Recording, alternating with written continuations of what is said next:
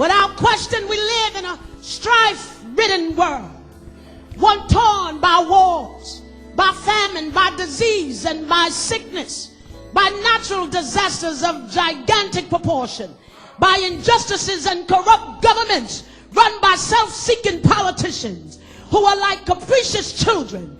But what is even worse, they rule over a populace that by and large has become indifferent to the moral improprieties in its leaders. Our world is polluted but by demonic powers, polluted by humanistic ideas, where man is wise in his own eyes, clever in his own sight. He is a man that stands on an island alone. I'm so glad that I don't worry about standing by myself. I don't want to be more than what God made me, and I'll never allow anybody to push me on an island to separate myself from those that are my strength.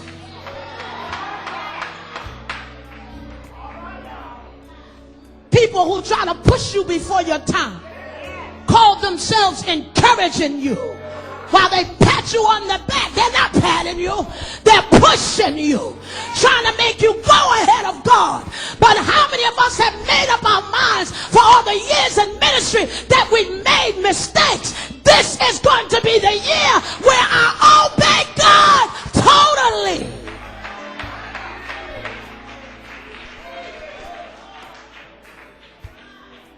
Try to push you over the edge through a satanically inspired, man-made wisdom. Man perverts, distorts what is good and what is wholesome. And in the process, they take people further and further away from God. As it is in Isaiah's day, evil is called good, and good is called evil. Darkness is substituted for light, and light for darkness. Bitter is substituted for sweet, and sweet for bitter.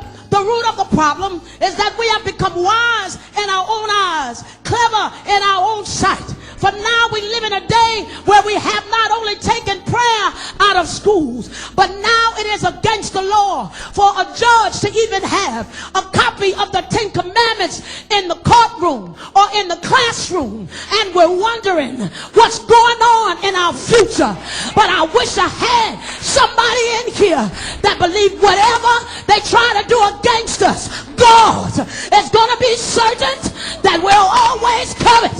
Is there anybody here that's covered by the blood of Jesus? I don't care what they do around me. Touch somebody, say, they can't touch me. Why are people so afraid to go to the upper room? Simply because when you have an upper room experience, there is something that you have to go through. And the first thing that you have to go through, if you're ever going to get to what God said, they had to go through isolation. Somebody say isolation. In order to get now the promise of God, they had to go through isolation. See, we think isolation is being by ourselves. That's not what isolation is. That's foolishness. But real isolation is disconnecting yourself from people that don't mean you no good. I said it's disconnecting you from people that don't mean your destiny. Disconnecting yourself from people that don't want you to live right. It's connecting yourself from coochie when you're trying to do right, and from balls when you're trying to get blessed. That's isolation. You don't want to hear me today. Since you want to fake in the church, God said real isolation is when you flee fornication. Real isolation is when you tell the devil, you can't get me like that no more. Real isolation is when I walk away from you instead of mashing you in your mug and cussing you out. Real isolation says I'm better than that. I'd rather leave you than kill you.